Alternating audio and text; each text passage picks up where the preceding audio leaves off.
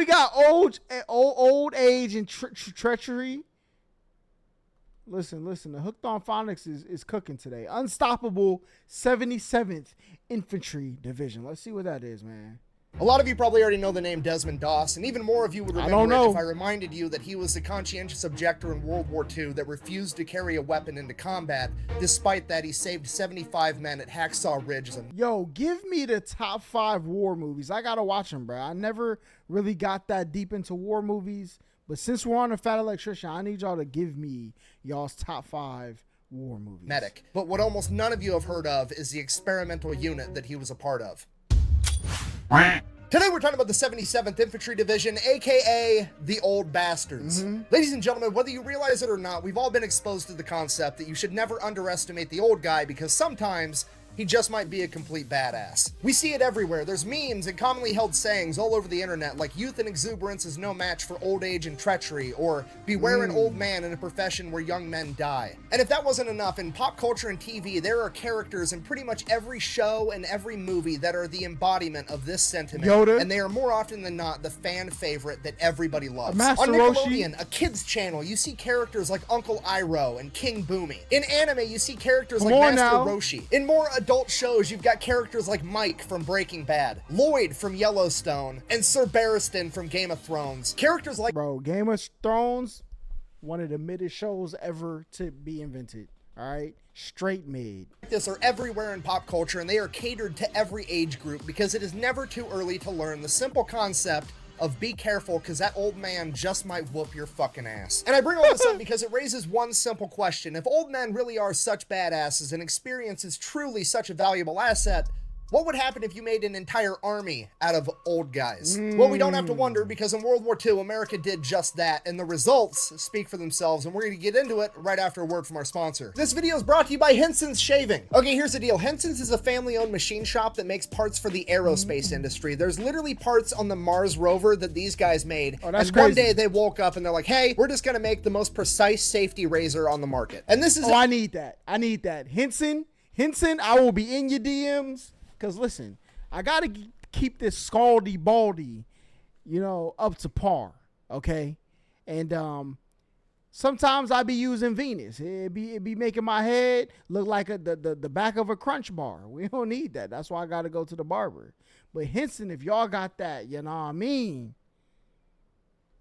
This is all they sell. It comes in aluminum or titanium. If you want to pay extra, it comes with a little stand. And then they also sell the razor blades, so you have a one-stop shop. Not because their razor blades are proprietary, because this thing will take any shaving razor blade on the market. You don't have to buy their proprietary cartridge. You don't have to sign up for their monthly delivery thing. No, you buy this one time, and then you can put any 5-cent razor in it and shave for the rest of your life. So the product itself is fantastic, but more importantly, the company is awesome, because every time a YouTuber does an ad like this, they get sent a little media packet full of talking points, what to say, what not to say, and so on. Now, I'm not supposed to disclose this, but the brief that I got for Henson's basically said there is no script, do whatever you want, we trust you. Also, in the first paragraph, they said this, quote, if for whatever reason you don't get a good shave with our product, please let us know. If we can't help you, then don't endorse us. We think we've made one of the very best razors in the world. If you disagree, we'd rather not ask you for a non-genuine Henson Shaving. We're about to follow them on Instagram. We got to do it, man. We got to do it. Endorsement. So the razor's great, and this is the type of company that you actually want to give your money to. I'm going to have a link for them down below. Let's get back to the video.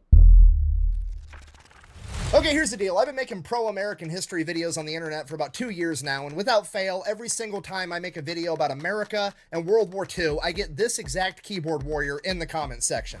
Buh! America didn't win World War II. They showed up late and tried to take credit for it. Buh! Okay, look, on one hand, I want to give this a serious answer. There's no American that's saying America won World War II all by themselves. Nobody is saying that. It was a huge... Henson razors only got 140 This can't be the right one. This cannot be the right one.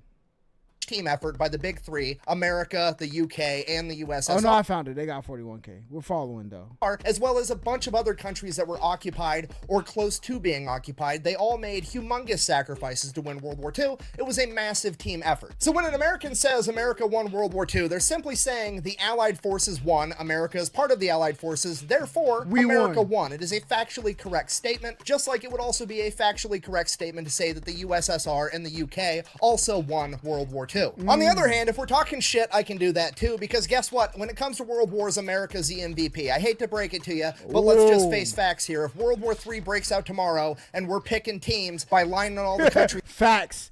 Yo, number 1 draft pick, America. Get over here, man. up on the wall like it's dodgeball in gym class, guess who's getting picked first? America. If you disagree with that, it's because you're being disingenuous or you're fucking dumb. And the whole America showed up late to World War II thing, look, number 1 seed in the tournament gets a bye. Don't hate the player, hate the game. Furthermore, it's not like World War II was on the verge of ending and America popped in at the last second so they could be on the winning team, okay? World War II ended because America came off the fucking top rope with aircraft carriers, Sherman tanks, and atomic bombs. Sorry, I'm getting horribly sidetracked. I apologize. The point I'm trying to get to is that there's a lot of people on the internet. Well, okay, so I watched this thing called Turning Point on Netflix. All right, I didn't finish it. I got like 3-4 episodes in.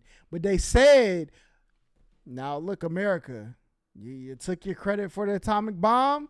I'm just giving you my newly found information. All right, I'm not even going to call it knowledge. It's information. They said that America didn't need to drop the bomb on Japan. They only did it because they didn't want to take the war inland because there would basically be a massacre. You know, it'd be a lot of bloodshed. They could have waited for the USSR to pull up and they could have took care of Japan together, but the US wanted to have control. So they needed Japan to surrender before the USSR pulled up. Now, listen, that's just what I heard. Anybody want to debate these facts? Y'all let me know. I'm here to learn, okay? Look, I wasn't there back then, so I don't know. That like to say America showed up late to World War II. Tatiana but the was fact of the good. matter is, it's not like America had a choice. That was literally the only option, because in 1939, when World War II kicked off, America didn't really have a military to go fight with. Okay, let me break this down for you. 16 million Americans served in the military in World War II, and at its peak, the U.S. military had 12 million people actively serving in it. In 1939, when World War II started, America's military had 200,000 people in the Army and 100,000 people in the Navy. To put that into perspective, America had the 19th largest military on the planet, and 18th was Portugal, which is approximately the size of Indiana, which is one of America's 50 states. And if that wasn't bad enough, not only was the American military small, it also just wasn't very good at this point in time either. They were so underfunded that the American military only had 329 light tanks that were outdated and 1,800 aircraft that were also outdated. And if that wasn't bad enough, not only did they not have good equipment and there wasn't very many of them, we got UK in the building, okay? Because America hadn't revisited its battle doctrine since World War I, meaning the only fight that America... Hold up, Tatiana, do you do listen, this is going to sound crazy for the people watching the playback. If you do content, like hair content, DM me, because my girlfriend's doing a hair campaign in the UK that you can be a part of. So let me know, you know what I'm saying? Knew how to participate in was trench warfare, which was not what World War II was. So if America wants to have a meaningful impact in World War II, they're going to have to rebuild an entire military from the ground up, both physically and conceptually. So the American government and the American military got to work on this right away in 1939 because they knew America was going to have to participate in this war, whether the public wanted to or not. And hint, the American public wanted absolutely nothing to do with World War II from 1939 through 1941. At this point in time, the American public very much viewed World War II as a European conflict that America had no business getting involved with, and they wanted nothing to do with it. Despite that, the United States government started to institute a draft in October of 1940, forcing young men into the military to grow its military size, just in case. Fast forward about a year, December 7th, 1941, a day that will live in infamy, Japan attacks Pearl Harbor, committing the cardinal sin of fucking with America's boats, essentially flipping the American public sentiment of we don't want to be involved overnight to cowabunga it is. In less than 24 hours on December 8th, 1941, the American government, Congress, has officially declared war on Japan. 3 days after that, December 11th, Hitler declares war on America, at which point all of America is pretty much like, I mean, you didn't touch the boats, but fuck it, you can get some too. It's a bold strategy, Cotton. Let's see if it pays off for them. In the days and weeks and months following the attack on Pearl Harbor, not only have hundreds of thousands of young men volunteered to join the United States military, but the draft would ramp up as well. The Army was growing so much so fast that they were activating and standing up new divisions left and right, one after another. And by March of 1942, these new divisions that were being stood up were almost entirely comprised of draftees. They had some officers and some NCOs that were assigned to stand up the entire division, but aside from that, all of the new guys that were coming in were all untrained new recruits that were drafted. And one of these first all draftee divisions was the 77th Infantry Division. Now, I need you to understand how absolutely crazy this situation is. Standing up a new division is a humongous undertaking, okay? A military unit of that size, that's like 15,000 men. That is a living, breathing entity, okay? There's history, there's standard operating procedures, there's leadership, there's a way of doing things, and that way has probably been written in blood for years by the men that came before you. True. And you're just popping one up overnight. Okay, that's fucking crazy. Okay, let me explain this in a hypothetical so hopefully you can understand a little bit better, okay? Imagine that you showed up to work tomorrow. Let's say that you worked on an assembly line for Ford. And they built a whole nother factory. And you showed up to work and they gave you and a couple of your buddies that you work with keys and they're like, hey, drive across town. There's a big ass empty building. I need you to go ahead and start another manufacturing plant. There's no machines. Figure out the machines you need, figure out what order they need to go in, figure out the new fucking car that you're gonna build, and figure out all of this shit, how you're gonna pay everybody, taxes, everything. Figure all of it out. By the way, the new workforce is coming in next week. None of them are fucking trained. You have to go ahead and train them on all the shit that you haven't even figured out yourself yet. Good luck. And if that wasn't hard enough, the 77th Infantry Division was a guinea pig division. It was literally an experiment. You see, the high-ranking military and the government were concerned, and they didn't know what it was going to take to win World War II, and they didn't know if they had enough young men, 18, 19, 20, 21, 22, 23. What if all of those young men got taken out, and we needed to rely on the older generation of men to go fight this war? They needed to know what these older men in their 30s and 40s and 50s so they put them all in one. That's crazy. On the battlefield, and they needed to get that data now so they had it in the future should they need it. So when they comprised the 77th Infantry Division, they basically gave them all of the old guys. Okay, the average age of a draftee in 1942 was 23 years old. Damn. The average age of somebody in the 77th. We're going 36, chat. We're going 36. 34. We're going 34. The ID was 33 years old. Woo! And bear in mind, that's the average. The oldest new recruit I could find in the 77th Infantry Division was 53 years old, and he was a World War I veteran. And some of you are probably like, yeah, 53 is pretty old, but 33 isn't that old at all. Why are you making a big deal about that? Life expectancy back there was probably like 50, 58. Okay, look, as far as joining the military at the age of 33, that's ancient. That's almost unheard of. I mean, think about it. You can join the military at 17 years old, be done, and have 20 years in service with a full pension at 37, 38 years old, and these guys are joining at 33. I mean, when I went through basic and AIT, the oldest guy we had was my buddy Flores. He was 28 years old, and everybody called him Gray Bush the Wise. So the point I'm trying to get across to you is like, yeah, it's really weird to join the military that late in life, but also, it's a good kind of weird because every person that's been in the military ever, if you came up to them and asked them, hey, if you had to go off to war and you could either go with a platoon of 18-year-old kids or a platoon of 30-year-old men, everybody's picking the 30-year-old men 100% of the time. Because you got to realize when these 18, 19, 20-year-old new recruits are coming in for training, half the battle is having the Army, the drill instructors come in and teach these kids all the life lessons that mommy and daddy never got around to while they were growing up as kids. They don't have to do that with a bunch of 30-year-old men. These guys have been out in the real world for 15 years getting their asses whooped by life and eating shit sandwiches. They're already with the program.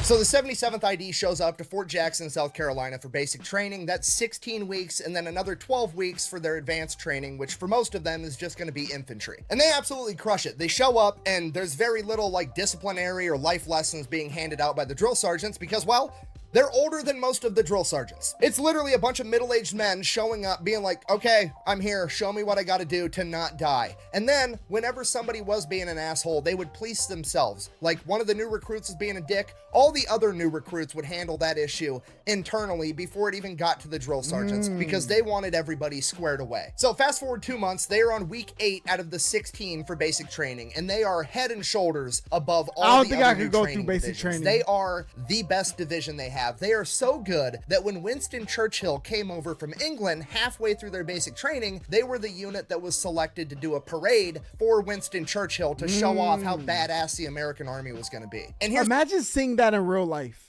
Like you stand on the sidewalk like it's Final Fantasy VII. Y'all know it exactly what mission I'm talking about. And you see the soldiers marching down the boy. Here's what Winston Churchill had to say about it. Quote, "The faces of the men gave me the greatest and everlasting memory of the day. I have never been more impressed than especially in my 30s. Going through basic training in my 30s, I couldn't even imagine, bro. I would be cooked. So cooked. I was with the Dante was bearing of good. the men whom I saw. The undemonstrative, therefore grim determination of the newly drafted bodies bodes ill for our enemies." So this experimental guinea pig unit of old guys is absolutely crushing it. They go on, they finish basic training. I don't have the exact stats, but it is documented that a disproportionately high amount of all of the 77th Infantry qualified as expert with the M1 Grand right out of basic training. From there, they go and they do their 12 weeks of advanced training, and they do a great job at that too. At this point, upper military is kind of looking at these guys like, okay, well, this is actually kind of working. Let's see what these old guys can really do. So they send them down to Louisiana for 8 weeks, and they're going to do a war game, the 77th ID going up against another new division that just got stood up, full of 23-year-olds. Literally, the old guys versus the new guys, youth and exuberance versus old age and treachery. We're going to have a legit war game and see who outperforms the other. And when I tell you the 77th ID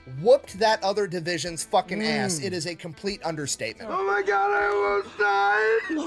I almost died. That was so scary. Okay, now at this point, it's winter in Louisiana. It's going to be cold at night, especially considering they're not allowed to have tents and they're not allowed to have fires. They're just out there sleeping on the ground for... We're not allowed to have, tents, fires.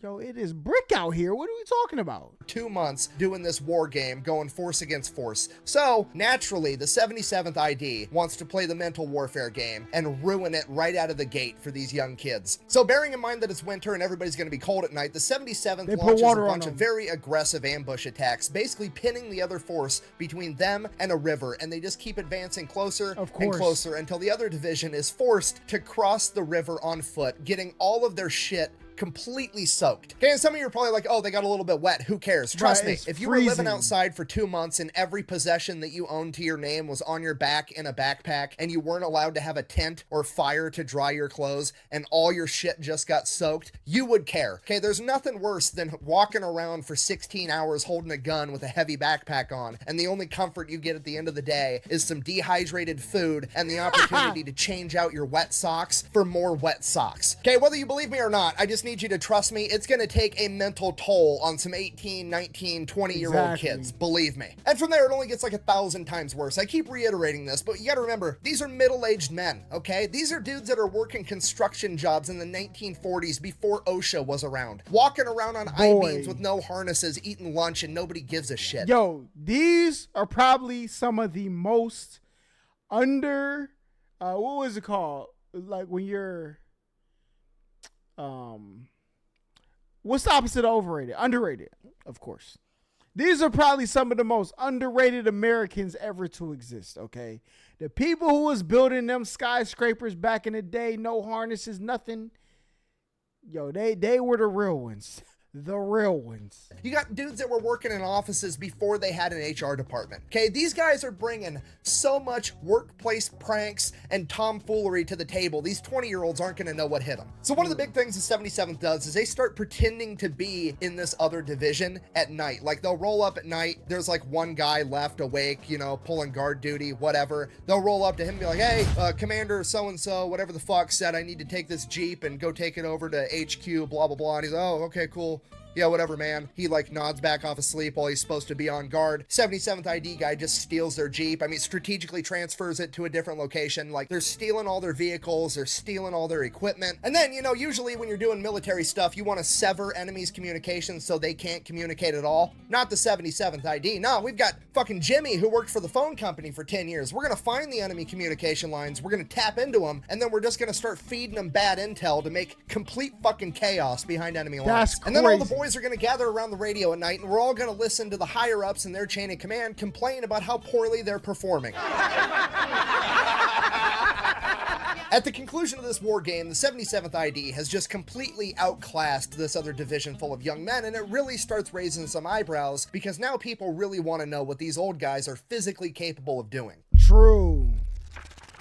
And this is Damn where it goes Hydra. from being kind of fun to not fun at all for the 77th ID, because the real experiments are about to begin. They send the entire 77th to a place called Camp Hyder. It's about 100 miles outside of Phoenix, Arizona, in the middle of the desert. So they show up to Camp Hyder. It's literally just the desert with a couple of tents. Not even enough tents. At least they got division. tents They this have time. to go and dig their own wells to find their own water. And then because they didn't have enough tents, they're out there literally building mud huts to live in. So after they get done literally building an army base from scratch, the army comes along and they're like, hey, we want to know how far a normal dude can march in the desert in 100-degree heat if we only give him 1 quart of water. So here's what you guys are going to do. We're going to force you to march, and you're just going to keep marching until a certain number of you pass out. That way we'll have a really good idea of how far a single dude can go on 1 quart of water. So this is already borderline cruel and unusual punishment, but it doesn't stop there, because after they figure out how far a guy can go on a single quart of water, they decide that they're going to start having 6-day exercises where they have the second lieutenant, the lowest ranking officer that presumably knows the least, guide a platoon of men through the desert for 6 days straight. And if they want to be able to get their next day's supply of water and food, they have to be in the right place at the right time at the end of the day. What does that Otherwise, mean? they just don't get the food and water. You thirsty, Stanley? Okay, they're literally doing some Hunger Games shit with The first thing that came to my mind was holes. That's crazy. their own troops. And for those of you that don't know, it's literally a running joke in the military that lieutenants suck at land navigation and always get lost. There's literally men that die from exposure and dehydration during this period at Camp Hyder from the 77th Infantry Division. And That's this goes on crazy. for 6 months that the 77th is out in the middle of the desert having experiments run on them. And after that 6-month period came to an end and they got orders saying they were going to move on to some other type of training, they decided that in true military fashion, they were going to put this behind them by utilizing a dark sense of humor. The joke was that their time in the desert was just as shitty as actually going to war, so they came up with their own medal, the Hyder Campaign Medal, to commemorate their time in the desert, that they would all wear on their uniforms as a joke. The ribbon of the medal was made out of a piece of sandpaper, and the medal itself was a broken thermometer. And to absolutely nobody's surprise, the War Department decided that they were not going to officially recognize the Hyder Campaign Medal. Regardless, the entire unit is now being shipped back over to Pennsylvania, where they are going to have 1 month of advanced rifle marksmanship training, despite the fact that most of them are What they gonna pull their rifle So training? they go, they do that, they get even better at shooting than they already were, and then after that, the Army comes out and they're like, hey, I've got this new sub-zero temperature sleeping bag that I want to have tested, so we're going to take you guys, our guinea pig division. Yo, bro, what? There's no way I'm the older group already and they want to test everything on me. You got these 19-year-olds that we've been hibachi souffling in all the competitions. Go have them try that out. That's exactly what I'm saying. We're going to send you over to West Virginia, have got you me go up in the mountains with this new sleeping bag. No tents, no fires. I just want you to live there for a month, hang out, freezing your ass off, and just sleep in these sleeping bags at night. And if you guys survive, we'll know they work. Okay, good. See you in a month. Should I keep going? Why are you the way that you are? So they go, they do that, they freeze their balls off for a month, they climb back down from the mountain, and the Army's like, hey, guess what? It's early 1944, we've decided that we don't need you guys for D-Day, you're not going to be going over to the European theater. Okay. We're actually going to send you over to the Pacific to help out the Marine Corps. So, next step of your training, you're going to head over to Virginia, and you guys are going to train for a month doing amphibious landings in winter in the Atlantic Ocean. But good news, you're already cold, so have fun. So they go, they do that, they crush it just like everything else they do. Now they're headed off to Hawaii, where they're going to go through jungle warfare training for 6 weeks. Now this is probably the most important training the 77th is going to get, considering that they're going into war in the Pacific Theater up against the Japanese in a jungle environment, and the Japanese are presumably already masters of their own environment. And pretty much everybody in the 77th is hyper aware of this, and it makes them take this chunk of training that much more serious. And one of the things that they notice is when they show up to jungle warfare school, there's the archway that they walk through. It says jungle warfare school, and it's got the tagline below it in quotes. It says, if they don't stink, stick them, which is obviously referring to what you're supposed to do with your bayonet if you come across an enemy's corpse that isn't decomposing, because at this point in time, it was highly likely that that person wasn't actually dead and they were pretending to be dead or hurt so that they could ambush you. And I believe that's one of the big lessons that the 77th took to heart from this period of training, for reasons that we're going to find out in a little bit. So they finish Jungle Warfare School and that's it. They're going off to war in the Pacific Theater after over 2 years of training in multiple different climates, in multiple different terrains all over the United States, spanning over the course of 2 years. This unit that is now on average 35 years old is headed to war. So July 1944, they show up and they're going to be helping the Marine Corps with the Mariana Islands campaign. This is a Marine Corps operation. They are running the show and the man in charge is the Marine Corps General Holland Howling Mad Smith. And he has how old this man look. This is probably like an accurate picture of that time too. That's the crazy part. Not been very impressed with the Army's performance. Your brother's going to the Navy? Hey, shout out to your brother, man. Listen, them Navy guys, they him for real, okay? So far, helping him with the first island in the Mariana Islands campaign, Saipan. During the Battle of Saipan, General Smith was so unimpressed with the 27th ID's performance that he actually had their general relieved of command and had a Marine Corps general placed in charge of an Army division. So General Smith is already not thinking very highly of the Army's capabilities, and when he finds out that he is being reinforced with the 77th ID, a guinea pig unit that is comprised mostly of middle-aged men, he's not very happy about it. So they're getting ready to invade Guam, and General Smith's plan is to not send in the 77th Infantry Division as a singular fighting unit. He's going to split them up and basically use them for reinforcements. Like, if this unit over there lost a platoon, he's just going to take a platoon from the 77th, give it to those guys over there, and he's basically going to disband and piecemeal out the entire division, is his plan. And that's exactly what happens. For the amphibious landing on Guam, they take some of the 77th ID platoons, they give them out to some of the Marine Corps units, some of the other Army divisions, and they send them into battle. A couple days later, General Smith, wondering how the old guys are doing, writes out to his commanders like, hey, how are these old guys performing? Can we use more of them? What's the deal? And to General Smith's surprise, according to all of his leaders in the field, these old dudes can throw down. They're absolutely awesome. A Marine battalion commander even went so far as to say, and I quote, "There is no doubt in our minds that the 77th were good people to have alongside in a fight. As a result, we started referring to them as the 77th Marine Division." Okay, full stop. I need you guys to really appreciate what just got said here, okay? The Marine Corps, I love them, but they're not good at a whole lot. Really, if I were the commander-in-chief, I wouldn't call up the Marine Corps unless I wanted something dead, broken, or pregnant. That's really... Really? I thought Marines was like them guys too, though. Because they be wearing the hat with the little sword on, like, on a side, right? Hey, listen, all I'm going to say, them Navy, me personally, I got Navy at the top. Maybe Air Force number 2. After that, I really don't know. That's just my personal ranking off of the information I know about the military. I mean, obviously, like the Navy, well, the Navy SEALs are part of the Navy. Yo, the Navy is cooking, man. Where they shine. That's their wheelhouse. You want to know what the Marines aren't good at? Giving compliments to other people. They're not about it, okay? So for the Marine Corps to look over at the 77th ID guys, a bunch of middle-aged Army dudes killing people in battle and go, "You're one of us." That's the best compliment the Marines know how to give, okay? It's a huge deal. This is the equivalent of the Jedi Council giving you a seat on the council and giving you the rank of master. This is unprecedented. Allow this appointment lightly. The council does not. You're on this council. We grant you the rank of master. What? Take a seat, Master Skywalker. What? So when General Howling Mad Smith reads this, he's like, damn, okay, well, if one of my battalion commanders thinks that these are Marines, I'm going to treat them like Marines. I'm not piecing out the 77th Infantry Division one platoon at a time anymore. I'm going to send in the entire division on the Marines' right flank. So pretty much immediately, the entire 77th Infantry Division is sent in and they make an amphibious landing on the beach on the Marines' right flank. 15,000 middle-aged men from the East Coast rolling up in 15,000 of them things? Oh my goodness. Amphibious tractors getting out with M1 Grands and Tommy guns ready to fuck shit up. This is the metaphorical equivalent of dad getting home from work. The Japanese just don't know it yet. And this amphibious landing and their movement up the beach and into battle was absolutely textbook. It was the epitome of slow is smooth and smooth is fast. It was the least chaotic amphibious landing anybody had ever seen. And as all this is going on, the Navy and some seagoing Marines are watching this amphibious landing take place, and a seagoing Marine famously says, "Would you look at those old bastards go," officially christening them with their new nickname, the Old Bastards. Now, Oh, the wow. Battle of Guam rages on for about 2 more weeks until the island is secured on August 10th, 1944, and at the conclusion of this battle, it becomes clear to absolutely everyone, including General Howling Mad Smith, that his battalion commander was correct about the 77th Infantry Division. Because over the past 2 weeks of the Battle of Guam, the Old Bastards have racked up 2,741 confirmed kills and sustained only 248 in return. Yo, they're KD. They got a 10 KD.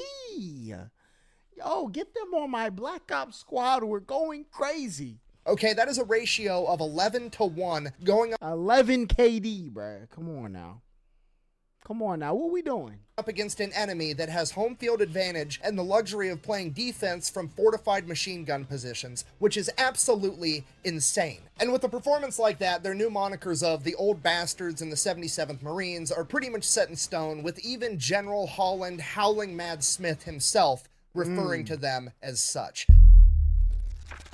Because of their incredible performance at Guam, they are then given some rest and relaxation in New Caledonia, so they hop in the boats and head there immediately. They get about halfway there, and then the big green weenie strikes. Change of Big plans, green weenie. no more R&R. We're going to turn the boats around and head straight over to the Philippines, because in Leyte, MacArthur has 4 divisions, and they are completely stalled out, and they need the Old Bastards' help. Now, the Japanese government has pretty much come out and said that they are going to make the Battle of Leyte a decisive battle for this war, and for that reason, they are throwing all the resources and manpower they have to win this battle against America, And they're gonna not lose this island. And up until this point, they're doing a great job. And then the 77th showed up. They show up to Leyte Thanksgiving Day 1944 with the energy of dad didn't get to take his nap and now it's gonna be fucking everybody's problem. Okay, oversimplified version of what's going on here. The Americans have one half of the island, the Japanese have the other. The Americans are getting resupplied on their back end, and the Japanese are getting resupplied on their back end from a place called Ormoc Bay. So the 77th Infantry is like, that's fine, hear me out. We'll hop in the boats, we'll drive around Leyte, make an amphibious landing, and we'll take over Ormoc Bay, cut off their supplies, game over, we win. To which the chain of command is like, that's absolutely crazy. You're going to be outnumbered 3 to 1, and we're not going to be able to get you any more supplies. To which I would say, did you see our last KD? We was going 11 to 1, bro. What are we talking about? 77th is like, that's fine. We'll just bring I'm going to head out, let the Old Bastards prevail. Big W Dono from Omega Alpha 83, my guy. A real one, man. A real one. bring some supplies with us, and then we'll steal all the enemy shit. And as far as being outnumbered 3 to 1, we've been hanging out with the Marines this entire time. See and you if they've tomorrow, taught us hopefully. anything, that's just a target-rich environment. Let's fucking run it. So, fast forward a couple of days, December 7th, the 77th ID makes an amphibious landing in Ormoc Bay. They catch the Japanese completely off guard, take over the entire thing, get their entire division into the bay in 35 minutes. Then they start bringing in artillery and M10 tank destroyers. So they get everything squared away. They establish a defensive perimeter, also known as a beachhead. Then, first thing tomorrow, bright and early, they're going to start kicking ass, right? Right, everything's great. Couple hours later, guess who shows up? A Japanese landing ship full of Japanese troops, not having gotten the memo that America runs Ormoc Bay now. So the old bastards, under the cover of night, aim all of the artillery and the M10 Have a tank good night. destroyer at this ship as it gets closer and closer, getting ready to offload its barges full of troops and more supplies. The ship gets as close as it's going to get, it sends out its first barge, and the old bastards just wait patiently as the barge gets closer and closer, and as it gets within 50 feet of them, they open fire with the 50 caliber machine guns, pretty much sinking it immediately. As the Cooking 'em. man on top of the M10 tank destroyer yells out, "Get some flares in the air so I can hit these sons of bitches." As the flares get shot up, the enemy ship is illuminated as the artillery and the M10 open fire on it, sinking it in a matter of minutes. According to the 77th ID's unit historian, this is believed to be the only time in World War II history where an infantry unit has successfully sunk an enemy naval vessel. So they're already off to a Crazy. great start, and what happens next is described by an observer from the War Department as a divisional epic. Over the course of the next 8 weeks, the 77th goes on an absolute rampage, taking over 3 cities, an airfield, and securing 43 miles of main supply chain roads, okay? It's not a big island. There's not that many roads. They've basically taken over all of them. And the entire time they're doing this, they are acquiring enemy supplies, everything from food Taking to everything, vehicles, boy. and anything they don't use, they destroy. And they're not just out there stealing all the enemy shit, they're out there giving out death certificates like they're Oprah Winfrey giving out cars, because during this period, they are credited with 19,000 1,456. Yo, how many people do you think they lost? I'm going with a smooth 700. If it's less than 800. Confirmed kills. In return, they suffered 540. Oh my goodness. Oh my good. Yo, the KD is looking nuts. 3 Americans killed in action. That's a lot. I'm not trying to diminish that in any way, but it needs to be said that that is a 36-1. Yo, 36 KD, bruh. Yo, listen, they was out there looking like Allier in his prime, boy. All right. Yo, they are cooking. All right. I don't know who the Call of Duty guy of today is. Okay. I don't really watch Call of Duty content like I used to. What is it? Nick Merckx? Yo, they was out there looking like Nick Merckx, man. On ratio, okay, 19,000 to 500 is an ass whooping and a half, and this would be studied at Fort Benning by the Advanced Officers Training Program for the next 40 years on how to conduct a clinical, textbook-level ass whooping. This 2-month-long rampage would bring an end to the Battle of Leyte, with America securing the island, and the 77th would immediately be shipped over to begin preparations for the Battle of Okinawa. Kamikaze boats. So they get to the staging area for the Battle of Okinawa, at which point they are informed that there is a small island chain known as the Karamaretto Islands. It is 15 miles off the coast of Okinawa, and the chain of command believes that they are going to be of strategic importance, and the 77th has to go clear them out. Now, the Karamaretto Islands is made up of 4 main islands, and the old bastards decide that they're going to take all 4 of them at once because apparently they're in a hurry. So that's what they do. They launch an amphibious landing on all 4 islands at the exact same time. Some of the islands they take over with 0 resistance whatsoever, and the other islands they face very, very little resistance. And for a second, it was so easy that they were kind of thinking maybe they just wasted a bunch of time and resources capturing these islands anyways, but upon further investigation, what they found was a fleet of 360 hastily made boats that were filled to the brim with explosives that the Japanese were going to use in a kamikaze style attack, but instead of planes, they were going to be driving explosive boats directly into American ships during the main invasion of Okinawa. So being able to prevent the enemy from using these weapons during the invasion of Okinawa made this entire mission completely worth it. That was a quick one. Fast forward a couple of days, April 1st, 1945, Easter Sunday, the Battle of Okinawa begins. It is 2 Marine divisions and 4 Army divisions making the initial landing, and the 77th is not one of them. They are being held back in reserve. And just to be clear, they're not being held in reserve because the chain of command thinks that they're the second string backup guys. They're being held in reserve because they have the reputation of being the problem solvers, and they want to save the 77th until they diagnose where the real problem's at, and they're going to send the 77th in then. Pretty much immediately after the invasion of Okinawa, it becomes very clear to the chain of command that they missed a nearby airfield. There is a small island neighboring Okinawa known as Lishima, and on that island there is a Japanese airfield, and that airfield needs to go away. Problem is, that airfield is being guarded by 5,000 Japanese soldiers that are very well dug in, and they are not about to give up without a fight. So they send in the 77th. The old bastards make quick work of it, securing the entire island of Lishima in 6 days, with none of the Japanese willing to surrender. Virtually all of them were killed in combat, approximately 5,000 enemy soldiers, with the 77th losing 258 men in return. And while the old bastards are securing... Hold on, let me... With the 77th, of them were killed in combat, approximately 5,000 Japanese willing to surrender. Virtually all of them were killed in combat, approximately 5,000 enemy soldiers, with the 77th losing 258 men in return. See, this is the worst KD they had the whole time, and it's still immaculate. Oh my goodness. And while the old bastards are securing Lishima, the Battle of Okinawa is still raging on. It is one of the bloodiest, most hard-fought battles in American history. See, this is the one I was talking about. They said like they fought over these, and then it was so much bloodshed that they knew if they moved inland, it would get worse. America said, go ahead, bring that big thing over here, all right? Hey, pause.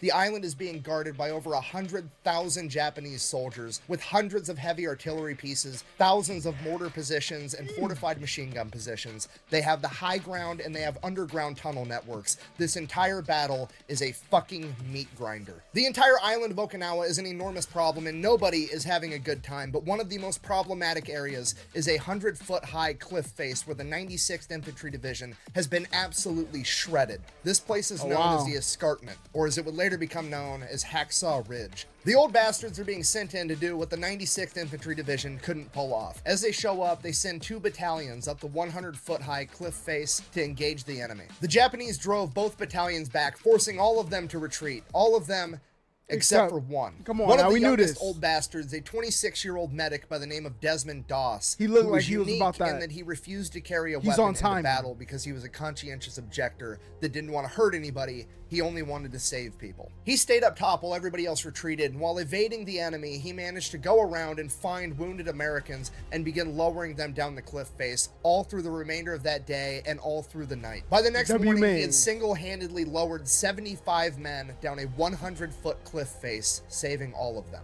The next day, the 77th would attack again, this time sending up 1 battalion to engage the enemy and the other battalion out and around the side to flank them. During this battle, Desmond Doss would become mortally wounded by grenade shrapnel and sniper fire. While wounded, he continued to insist that the other medics and litter bearers continue to save other men rather than himself. The old bastards would finally take the ridge, killing over 3,500 Japanese soldiers and losing over 600 men of their own, but amongst them was not Desmond Doss. The men of the 77th got Doss evacuated in time. He would survive and eventually go on to be awarded the Medal of Honor for his actions at Hacksaw Ridge. But as his journey in World War II came to an end, the old bastard still had work to do. 1 inch at a time. That's what she said, all right? Not funny? Okay. Now the 77th is going to be sent to capture Shiri Castle, but in order to do that, they have to punch through the Shiri line, which is essentially a natural wall of hills and cliffs, and on top of them is 50,000 Japanese soldiers manning fortified machine gun positions with overlapping fields of fire. At this point, almost all of the American forces are stopped in their tracks somewhere along this line. 2 Marine divisions and another Army division, both stuck, unable to penetrate through. The spot where the 77th have to break through to get to Shiri Castle is approximately half a mile wide and 2 miles in length. It takes them 32 days of constant fighting to clear that 2 miles. During those 32 days and in that single plot of land, the Japanese forces suffered 14,000 men killed in action. All of the American divisions managed to break through the Shiri line around the same time, and the Battle of Okinawa would rage on for a little bit longer, but the Shiri line breaking was the last major defensive maneuver that the Japanese were able to do. Everything after that was small-scale skirmishes, and this would rapidly bring about an end to the Battle of Okinawa. After Okinawa had been secured, the 77th would receive word that they are to be shipped back to the Philippines, where they are going to be retooled, refitted, and receive a bunch of new guys to replace the men that they had lost, and they are going to be the only combat unit that was present in the Battle of Okinawa that is also to partake in the first wave of the invasion of mainland Japan. Which is probably the shittiest compliment imaginable. Hey, you guys did such a great job. We're going to send you in first to possibly be in the most danger, okay? That you get to do it again. Luckily, however, after arriving to the Philippine island of Cebu, the 77th ID would receive word that America had utilized a new type of weapon. Come on, bruh. Shout out to Turning Point on freaking Netflix. I told y'all at the beginning of this video, listen, it's almost like I'm a fortune teller, okay? Not really, because I clearly told y'all the source, okay? They was about to go inland, and it was about to get nasty, okay? And America was like, hold up. Einstein, what was that technology you had? Pass that on over here. I forgot who the other people on the Manhattan Project were. But they was like, yeah, bring us all this. We're going to cook this up real quick. And before, you know, the USSR got a chance, 60,000 people. By dropping an atomic bomb on Hiroshima and Nagasaki, forcing the Japanese to surrender. And they would not have to go and invade the mainland of Japan. It's time to go home. This is terrific news, but it left just one thing the 77th ID had to do before they could finally go back home. You see, all throughout the Philippines, Southeast Asia, and the rest of the Pacific, there were still Japanese military members all over the place, scattered pretty much everywhere. Many of these groups of Japanese soldiers would refuse to surrender for months, or in some cases, even years or decades, refusing to believe that the Japanese Empire would ever surrender. And in the case of Cebu, where the 77th currently were, up in the mountains, there were approximately 5,500 Japanese soldiers. Fortunately, they were willing to surrender because they got orders directly from the emperor. Unfortunately, they were willing to surrender to literally anybody except for the old bastards. Bear in mind, we're back in the Philippines. These Japanese soldiers hiding up in the mountains in Cebu are the remnants of what was left after the Battle of Leyte, when the 77th went on a 2-month-long rampage, destroying Oppenheimer. How did I freaking forget that? I still got to watch that movie, chat. One of these days, I'm going to sit down. I'm going to relax, turn my phone off, put it in another room, and I'm watching Oppenheimer. Spending 3 hours straight. I'm watching it. Everything. Now, to be fair, we don't know for sure why these guys were willing to surrender to literally anybody except for the old bastards. Maybe it was because they remembered a bunch of middle-aged men with a blue Statue of Liberty patch on their shoulder whooping their ass, and they just didn't want to surrender to them. Or I have an alternative theory. You see, along this entire journey, the 77th has not only gained a reputation for being extremely effective in combat, but they've also gained a reputation for kind of sort of not really taking a whole lot of prisoners compared to everybody else. Oh, wow. Now, bear in mind, this is the Imperial Japanese. Not many of these guys got taken as prisoner because they would rather die in combat than lose their honor by surrendering. Despite that, out of all the POWs that were taken, the 77th somehow managed to take on the least. You know what? Let me just read you guys the stats and you can come to your own conclusions. For all of the Pacific Theater across all branches of the U.S. military, approximately 50,000 Japanese POWs were taken. That is a ratio of 44-1. For every 45 enemy soldiers that the American forces came up against, 44 of them were killed in action and 1 was taken prisoner. That's the 77th crazy. Infantry Division, on the other hand, only managed to take 358 POWs, which is a ratio. That's got to be like that's a sickening number. It's like 11-1, something like that. Of 122 Oh, 100. Well, really, what I meant was 111. That's what I meant. to 1. And it gets way worse if you want to talk about the Battle of Okinawa in particular. But I was still off though. During the Battle of Okinawa, all of the U.S. forces combined took a total of 10,801 Japanese prisoners of war. That is a 10-1 ratio. Of those 10,801 POWs taken by the U.S. forces at the Battle of Okinawa, the 77th ID was responsible for None. 58 of them at a ratio of 278-1 compared to the U.S. Armed Forces ratio. Them boys was of cooking 10 out to there, 1. boy. Okay, to be completely Cooking. honest, I have no idea why it's like that. Perhaps it's because the old bastards displayed exceptional rifle marksmanship. Yeah, y'all gotta watch iPad. We might watch it in the. Should we watch it in Discord? Haha, Discord. I'm joking. You know what I'm saying? That's not allowed with terms of services. You know what I'm saying? But head over to Discord. Maybe it's the fact that they took the jungle warfare lesson of if they don't stink, stick them to heart, and they followed through with that throughout the entire war. Either way, the fact of the matter is they've developed the reputation that they don't really take prisoners, and now there's 5,500 Japanese soldiers hiding up in the mountains that are too scared to surrender to the 77th ID, and they need them to surrender so that they can finally go home and mow their lawn after like 4 years. You always start before everyone wakes up, including roosters.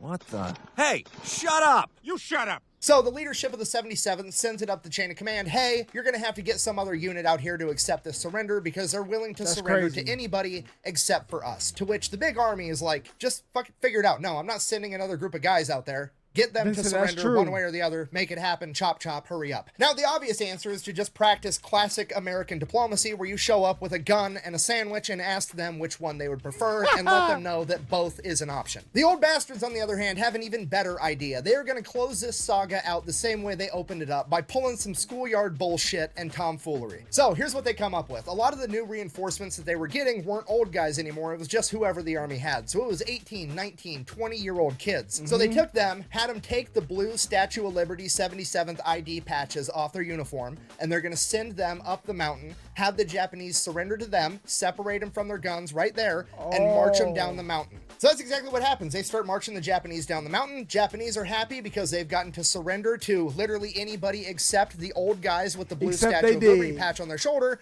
And then they get to the bottom of the mountain where there's... And they put the patch back on and be like, hey, appreciate y'all. You know what I'm saying? Thank you for your cooperations. Now, let's get on to what we was about to get on to. A bunch of old guys with the Statue of Liberty patch on their shoulder. So the Japanese promptly shit their pants thinking that they're all about to die, at which point the 77th is like, look, calm down. We don't care. We're not going to hurt you. I just need you guys to get on the boats so we can ship you off to wherever the army wants you so that we can then get on our boats and we can go home because we're sick of this shit. And that's what happens. That's it. The 77th... Imagine you being in a group of people surrendering, and then you got that one person who pop off that's like, I'm not surrendering, try to turn into Scarface. Listen, I might help the opponent at that point. Listen, we do not condone the actions of this man. Goes back home, the unit gets deactivated, and everybody lives happily ever after. So in conclusion, that is the story of the 77th Infantry Division, aka the Old Bastards. A bunch of middle-aged men originally seen as nothing more than a bunch of guinea pigs whose only meaningful contribution to the war effort could be to collect data points and run experiments on, that would somehow go on to become one of the most effective fighting forces the world had ever seen. They saw combat in the Pacific Theater for 11 months, and during that time, they would lose... I know this Call of Duty map. Bro, yo, Call of Duty was really on one when they created these games. I ain't gonna lie. It's so much that I see in the Fat Electrician videos or other, you know, military videos I've been watching.